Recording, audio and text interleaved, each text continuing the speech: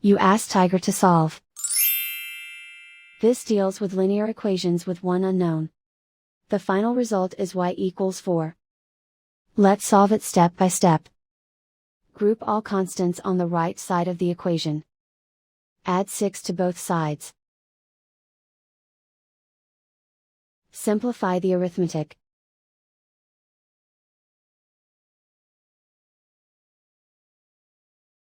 Isolate the y. Divide both sides by 5. Simplify the fraction. Find the greatest common factor of the numerator and denominator. Factor out and cancel the greatest common factor. And so the final result is y equals 4.